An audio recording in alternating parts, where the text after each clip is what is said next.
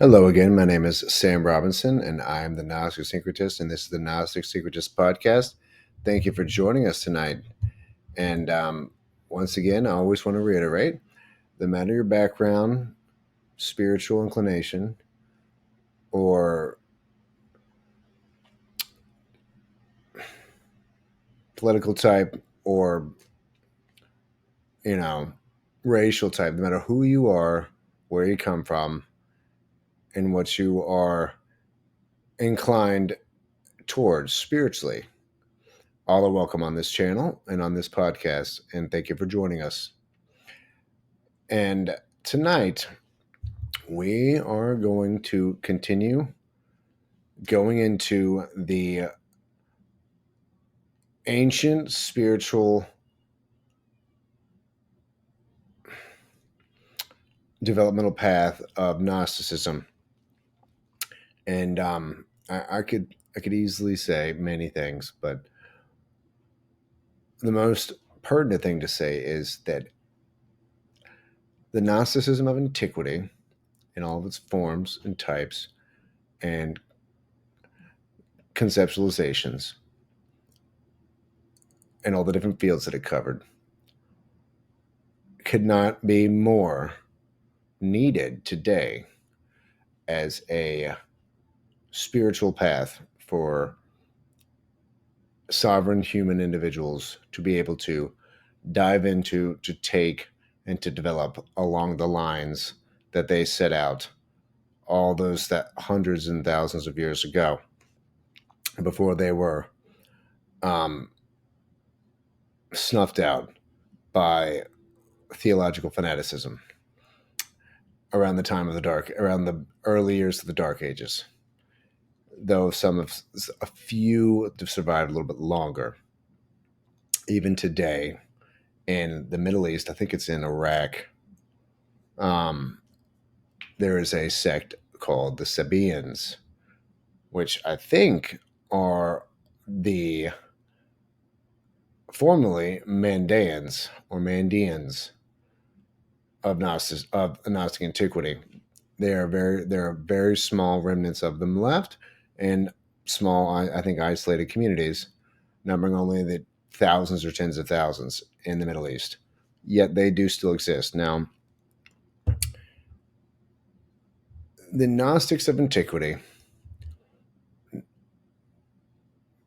we are unsure where precisely in the historical record they actually came into creation.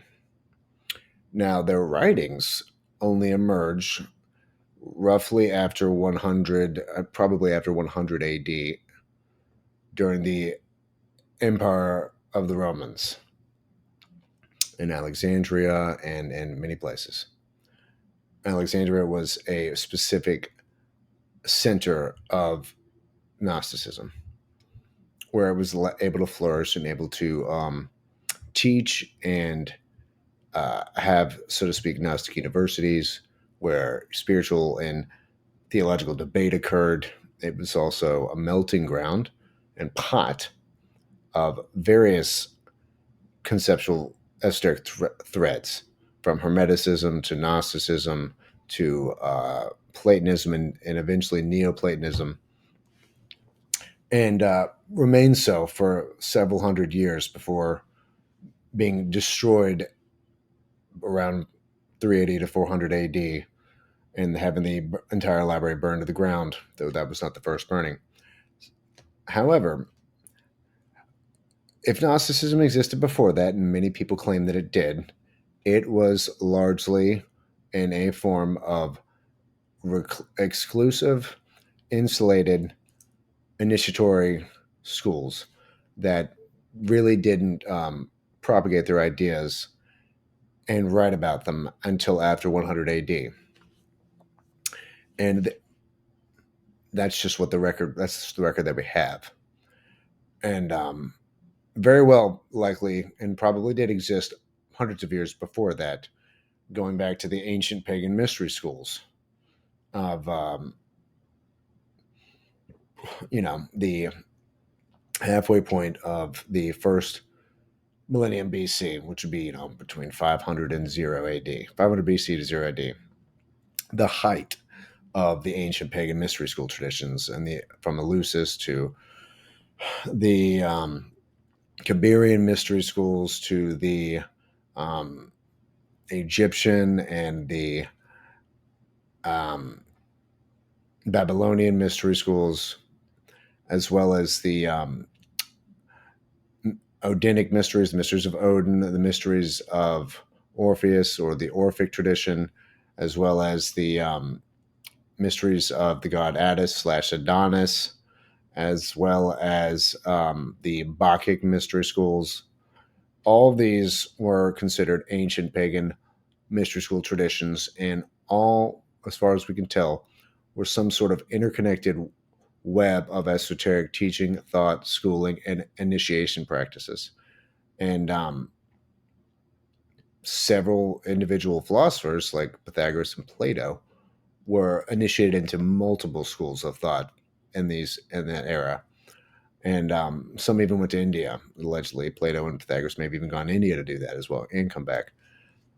Be that as it may, um, Alexandria became a central nodal point of diversified esoteric concepts, meeting, melding, amalgamating, and creating new thought, and syncretizing all these concepts from the Hermetic, Gnostic, and esoteric mystery schools. However, the Gnostics still remain quite unique as a field of spiritual philosophy. But most people probably would not know that there were many different schools of Gnosticism that widely diverged from each other. There were a whole bunch of them. And the most prominent ones were the school of Valentinus, the school of Basilius, the Manichaeans, the Mandaeans or Sabaeans, the Sethians, and I mean, there are several others. Those were some of the biggest groups with the longest and largest followings and sophisticated cosmologies with great complexity and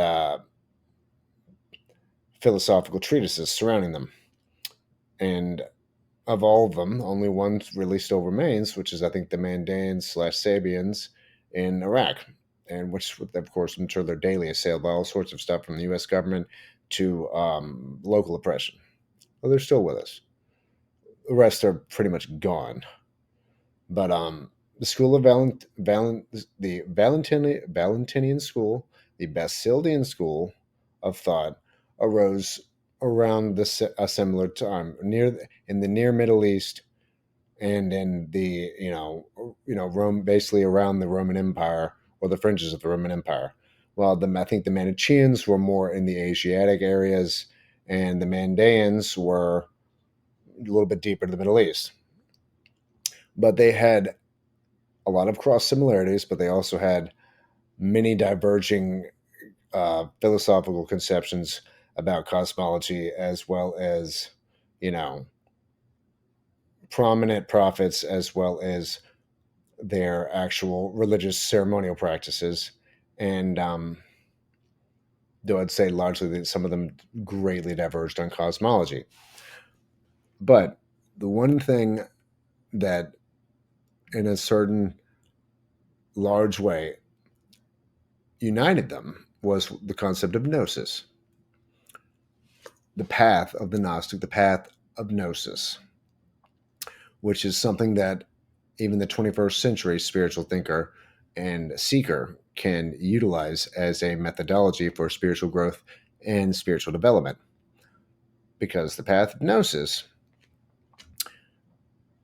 is very similar to many other esoteric paths, and most esoteric paths, but specifically the path of gnosis, is centered around the idea of not faith, but spiritual perception and spiritual knowledge being acquired and developing the latent potentialities and abilities to acquire and perceive these greater spiritual concepts and spiritual knowledge from the surrounding cosmic structure and the earth and from everything around us.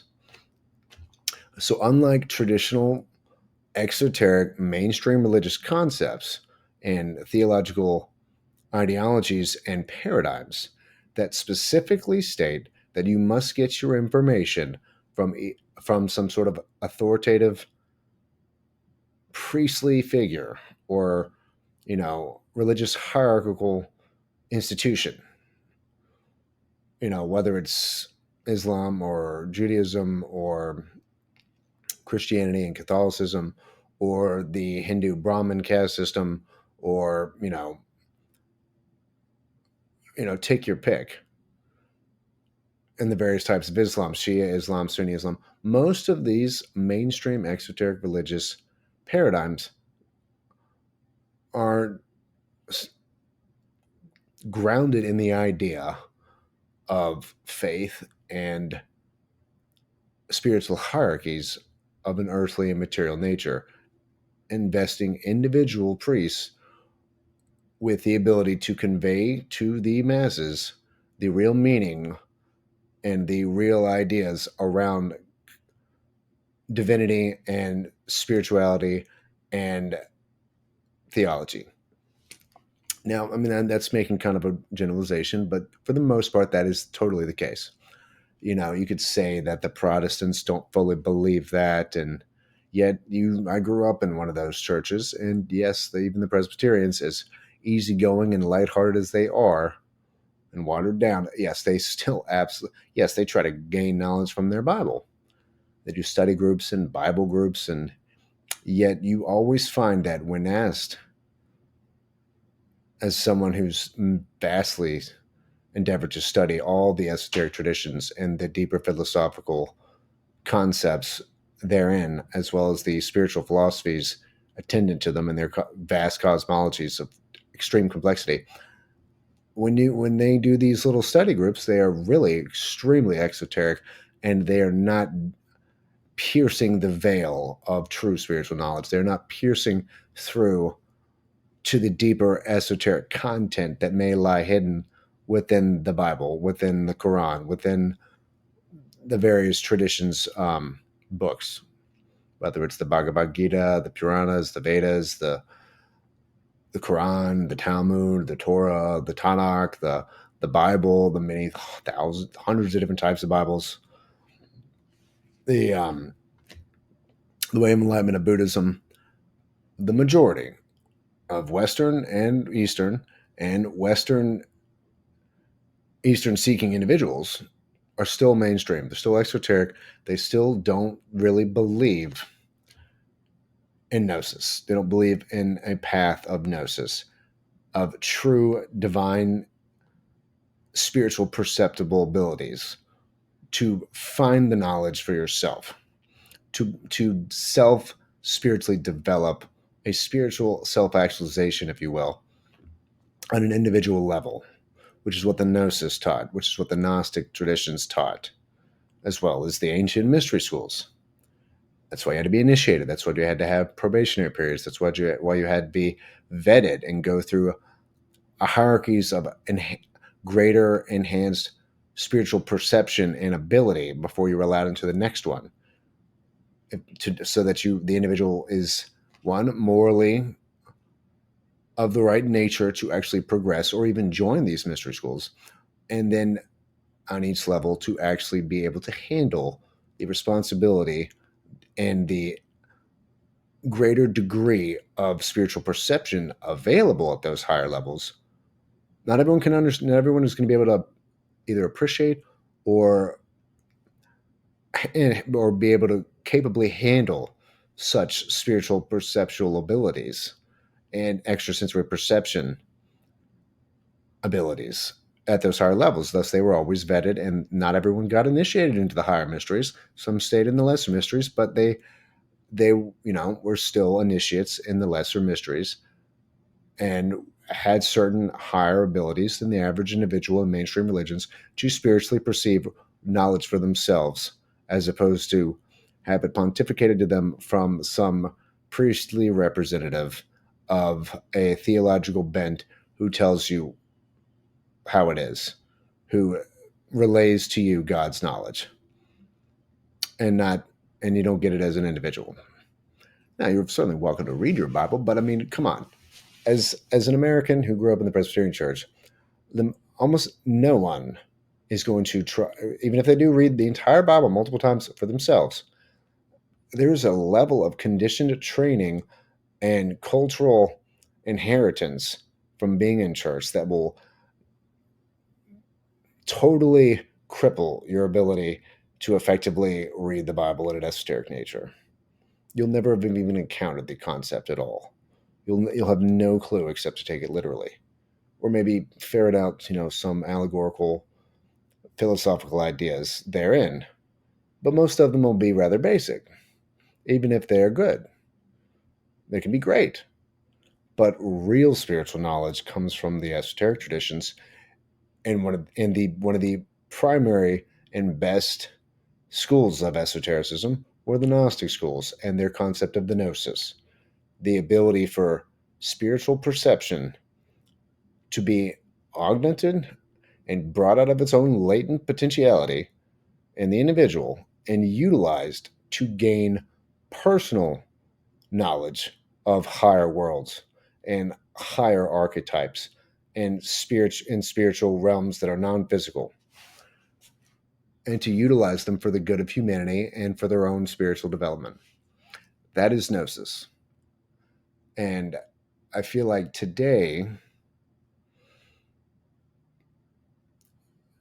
not only is scientific materialism maybe not at its height, but certainly quite prevalent everywhere, certainly in academia, but the New Age movement, which is watered down esoteric theosophy, watered down exoteric theosophy, that whole movement has been widely proliferated all over the digital ecosystem of information online, and is promoted and paid to be promoted and absolutely algorithmatized to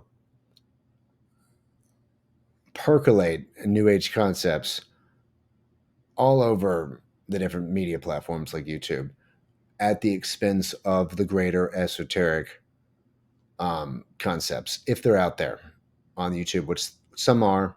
It's not nearly as widespread. It's very algorithmically insulated and difficult to find anyone that's adequately studied these traditions. There are some, more like a handful sometimes, it feels like.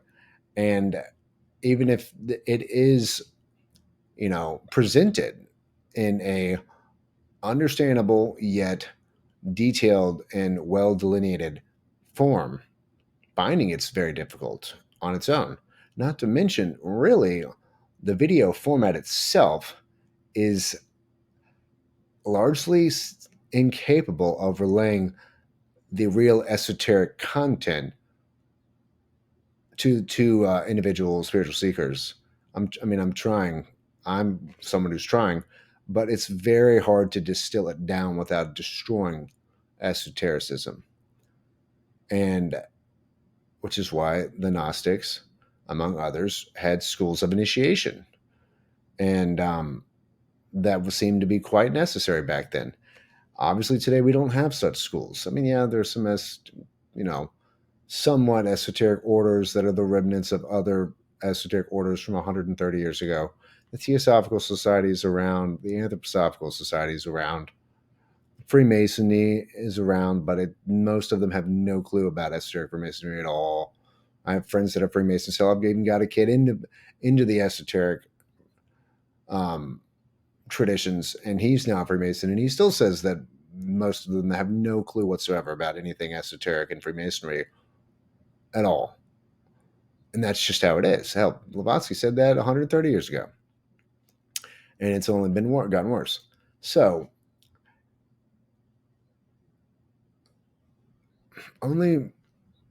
I'd say specifically, only John Lamlash has tried to engineer and generate a form of Gnostic revivalism with his teachings and his websites and his books. The main one being Not in His Image, his website being originally metahistory.org, and now it's called Nimitta. and he's got a YouTube channel called uh, John Limlash, and obviously doesn't have tons of subscribers, maybe 5 to 10,000, and yet he's put out a lot of videos and a lot of content to relay these ideas after spending decades trying to learn about them by scouring and interpreting and trying to read the Coptic Nag Hammadi texts and put it all together. And he's a legend, in my opinion. And he talks about the path of Gnosis. And even individuals that refer to other traditions besides Gnosticism, such as Theosophy or Anthroposophy, or even Rosicrucianism, in every sense of the practical methodologies that they utilize and delineate to the individual that wants to utilize those traditions for spiritual growth, they're all basically using Gnosis as well. They just may not call it Gnosis. Some do, some don't. But the path of Gnosis is quintessentially the individualistic path for spiritual perception and knowledge to be gained through growth and self development on a spiritual level and scale. And there are practices and methods that are utilized to grow those abilities over time through hard work and training and determination and extreme persistence. And, not to say that there's not risks, there's always risks. But if don't try to become some sort of occultist, major occultist, the level of spiritual growth you'll gain from the path of Gnosis is quite beneficial. There's hazards to doing real occult ritual practice and real occultic magical things. I've studied it quite a lot. And everything that I've studied has led me to believe and led me to understand that unless you're willing to devote the entirety of your existence to occultism of a white magic nature and discard everything else in your life and become the most altruistic white mage you can possibly imagine as the center of your being and existence, occultism is largely probably shouldn't even be engaged in. And and instead, the level of spiritual philosophy should be, and more spiritual developmental practices that do not revolve around specific occult practices, but are more in the nature of meditation, not mantras, meditation, visualization, the Kabbalah, and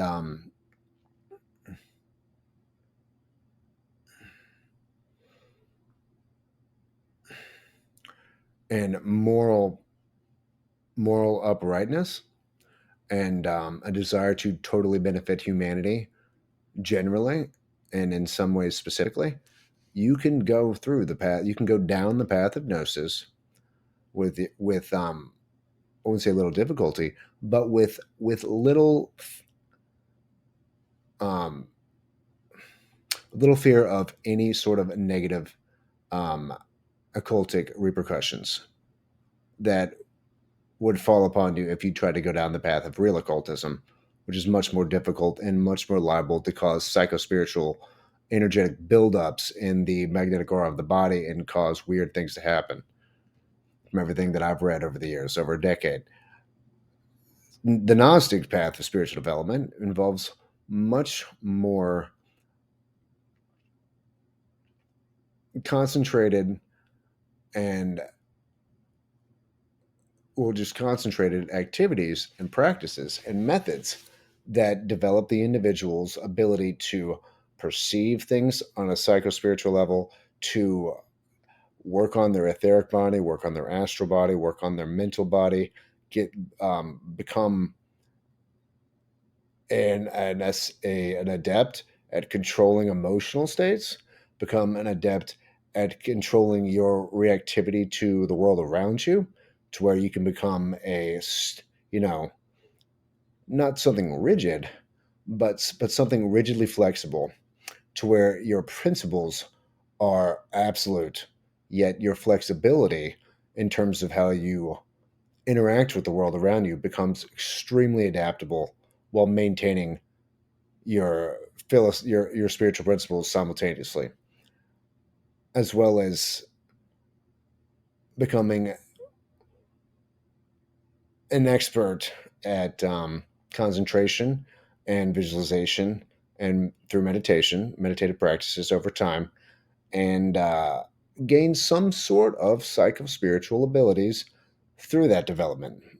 Now, you're not going to become a wizard, not going to become Gandalf. Becoming Gandalf is the other path, and that's the one that most people don't need to try to go down, because you will likely end up becoming Saruman instead, actually, is what they say. I mean, also being in an actual occult school, a real occult school, of course, there's many fake ones, and there have been many fake ones over the last 130 years, and doing real esoteric development through an initiatory school using things like the Kabbalah. It's very hard to find something like that nowadays, and even back then it was, but some existed. But especially today in the digital age, it is even harder. And the best one can do is to take the Gnostic path of spiritual self actualization and self development, and work your way towards a higher version of yourself, a you know an expanded spiritual awareness and perception, an expanded uh, cosmic. Oh, sorry, let me rephrase that. And a expansion of cosmic awareness. Your idea of the cosmos from studying these esoteric cosmologies will massively become expanded. You will no longer see things in a vacuum from Earth or just within your own social, cultural, or political frameworks on this Earth and your little insulated paradigms. Once you start to study even the Gnostic ones and then the theosophical ones, which is definitely another path of Gnosis, you will become greatly expanded. Your conceptual framework of the cosmic structure will staggeringly expand onto a totally different level. Now you don't need to actually gain the ability to go to all those levels, but simply having the conceptual framework for them greatly expands your ideas about reality, about your relationship to the world, about your relationship to other human beings, and to the other beings and animals that exist within the biosphere of the Gaian Sophian world. The ability through the path of Gnosis to expand your cosmological framework as well as your internal spiritual frameworks. Your idea of yourself will expand, of your own spiritual nature, of your own spiritual bodies, and your understanding of your place in the cosmological expansion as to where you fit into all this, the greater scheme of things, is something that can easily be acquired through esoteric study and the path of Gnosis and the path of Gnosticism. Even they have somewhat detailed cosmologies. Now, some of them are a little more weird than others. I think the Manichean and the Mandaean are a little weird, a little different than the normal one that I've talked about. And that's okay. However, I wouldn't utilize them as a cosmic scheme of creation and conceptual framework for your own spirituality. And honestly, I wouldn't just utilize any one school in general. To me, as I call myself the Gnostic syncretist, what does that imply? My first path was into Hermeticism and into Gnosticism. And then I went beyond that and started syncretizing, started diving into various esoteric traditions from Theosophy to Rosicrucianism to Anthroposophy to Freemasonry, to the ancient mystery school traditions. And, every single one of these has something to offer. And studying them all, if you are capable and are willing and desire to do that, each one will help expand you. Each one will help expand your concepts of yourself, of the world around you, and of the entire cosmic superstructure and your place within it. And really greatly expands your view of all beings and the placement of all beings within the universe itself. And you start to have a much greater level of empathy, not only for your fellow human, but for all fellow beings in general, as you start to understand these schemes of cosmological spiritual evolution.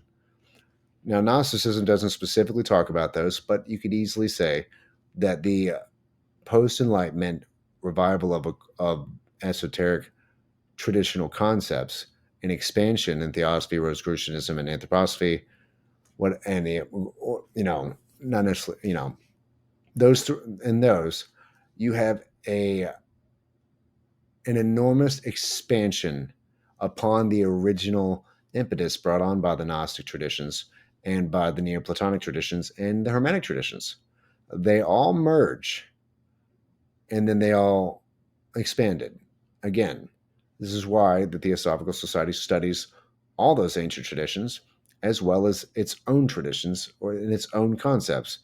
It attempts to study all of it. It's basically syncretic in nature in general in theosophy. Yes, they have certain conceptual frameworks which they utilize, but most of it is, in a large sense, an expansion of all the older ones anyway. It's simply the details are added on to what was already there. And Gnosticism and the pre Christian mystery schools did an enormous amount of work for spiritual seeking individuals 2,000 years ago. And, obviously, without their suppression and eradication and repression by the, a tyrannical, fanatical theology, went on for over 1,000 years, we would have made a lot more progress, to be honest, in my opinion. That's my personal opinion, but it's definitely got a lot of evidence to back it up. We were definitely stifled and stagnating for 1,000 years since the fall of the Dark Ages in Hypatia in 410, when she was ripped apart in the streets by a fanatical theological mob. And over, 1,100 years later, 1,200 years later, we start again. Though some of the, it was never fully lost. A lot of the Gnostic stuff was, but not all the Hermetic stuff and not all the ancient pagan mystery school knowledge was lost. The Gnostics are specifically destroyed and wiped out of existence. And we're lucky to have any of their knowledge at all today, any of their texts, any of their scripts, any of their codices. We're lucky because we almost had nothing until 1945. Well, there was a handful. A lot of the information was actually derived from um, their detractors, their theological detractors in the church, where like Irenaeus is against heresies, extensively detailed and delineated the arguments made by his Gnostic adversaries because he thought they were so patently insane that he wanted to document them, even even though they sound a lot more sophisticated and philosophical than what he was working with himself. But he wrote them down, and Against Heresies is one of the primary texts for scholars to study Gnosticism, as well as the treatise, the Pistis, what is it called, Pistis Sophia, and not many others um, until the Nag Hammadi findings of 1945.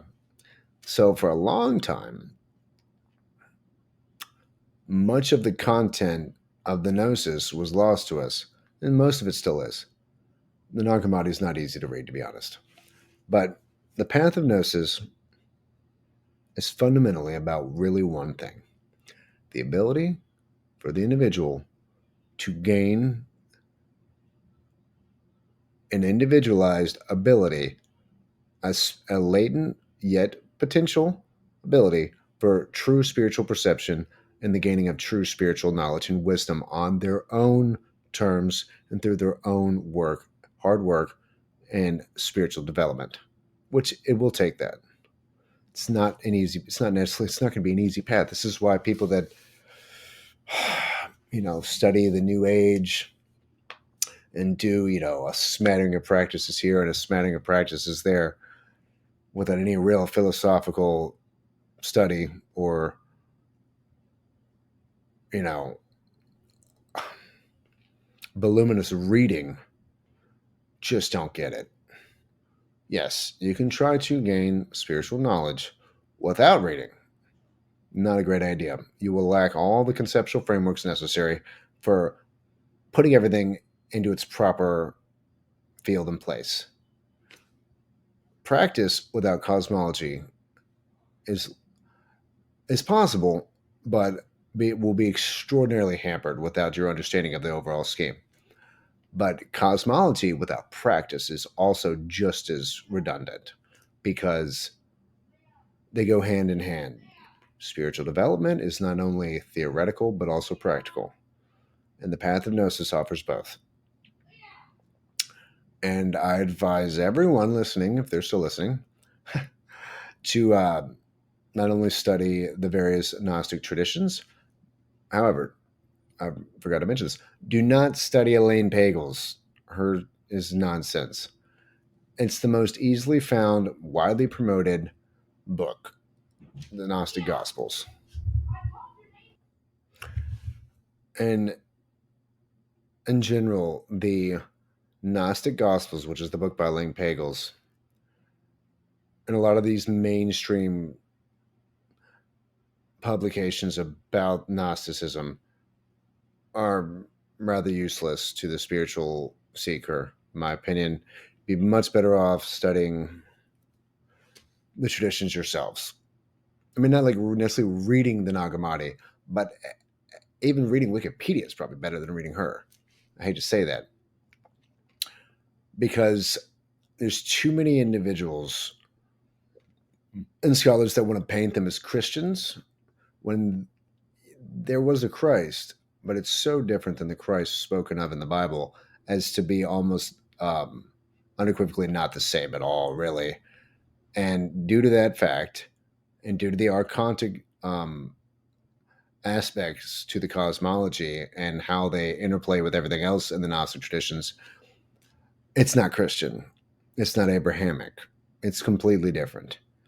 And therefore, something like the Gnostic Gospels, which really Christianizes the Gnostic traditions, is, in my own opinion, and it's opinion that is certainly based in things, it's useless, um, biased rubbish.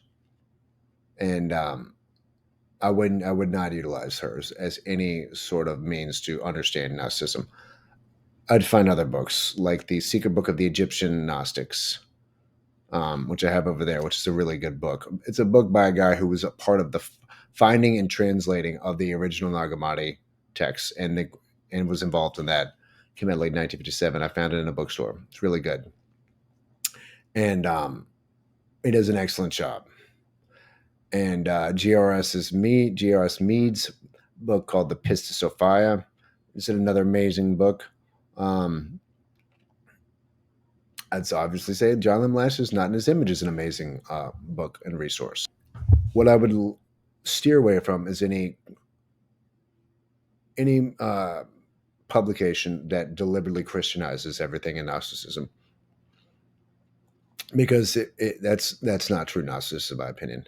Yes, there is a Christ in there, and yes, there is the Christos is very much involved in a bunch of the traditions, but it's so different, so utterly devoid of the normal salvationist redeemer concepts and paradigms of typical either Catholic or Protestant Christianity, as to be literally uh, not related. So that anything that's overly Christianizing the Gnostic concepts and texts and traditions is going to be irrelevant to me. I want them on their own terms, on their own esoteric traditional terms, as their own esoteric schools of thought, because that's what they were. Whether or not they talked about Jesus and Christ, they were totally different. Therefore, that's what I recommend. And there's many books out there that are excellent. Not to mention, the Rosicrucians are very much Gnostics.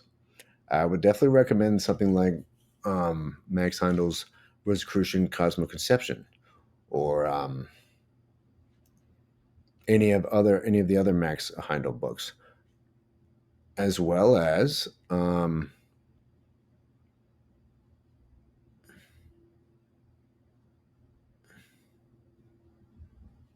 well, really, as well as many other Rosicrucian books. They may not specifically be Gnostic, but they're quite interrelated and connected to each other. You could largely say the Rosicrucians were a movement that was generated out of the suppression of what could be said were the Gnostic practices of the Knights Templars on Friday the 13th, when the grand leader of the Knights Templar was burned alive. And for, supposedly worshiping Baphomet, which is really a code name translated in the what's it called, the Atbash cipher to Sophia. They were really worshiping Sophia and were Gnostics, not to mention the Albigensians, also called the Cathars, were Gnostics, and they weren't much. They were around the time of the Templars as well. They were also wiped out in a crusade called the Albigensian Crusade by the Catholic Church. They were destroyed, and for not doing anything but being Gnostic. Not that there's any of their texts left. However, the Rosicrucians come about, I think, as a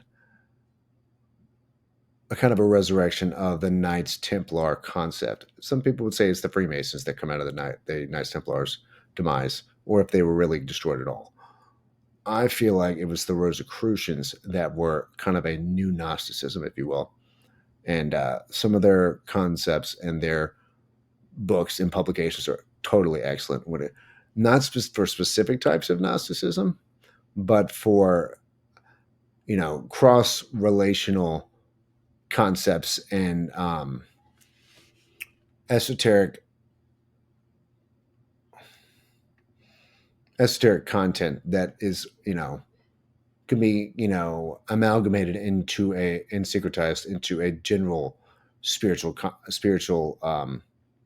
framework for understanding both. They are, you could cross pollinate yourself with both, and they would definitely work in tandem, Rosicrucianism and Gnosticism. And I would definitely recommend that, because Rosicrucianism is very interesting itself. So, the path of Gnosis, the Gnostic path, the ancient the ancient Gnostics, and Gnosticism itself were one of the first, maybe not the first, but one of the first, and definitely the most suppressed tradition that taught that the sovereign individual is divinely imbued with the ability and the potential, whether and it's latent, but with the potential to spiritually discern and perceive and gather knowledge for themselves through hard work, through persistence, through determination, through spiritual self development. But that it was definitely and wholly possible to do that as a spiritual being. And I fully agree with that statement. I fully agree with that concept. I fully agree with that developmental model, because it is the esoteric model of spiritual development in general. If you had to say there was a general one, it is the ability to, and the potential within every being and every person, to spiritually self develop through their own work, through their own hard work and practice and discernment and perception, once you acquire it for yourself. So, that being said, my name is Sam Robinson, and I'm the Gnostic Syncretist, obviously. And this is the Gnostic Syncretist podcast, and thank you for being with us tonight. And we will be going more in depth into some of these specific traditions, such as the Mandaeans, the Manichaeans, the Valentinians, and the Basilidian schools of Gnosticism in our next four future videos, because each one deserves its own video, to be honest. And that will be the next videos. So thank you for watching, and you have a good night.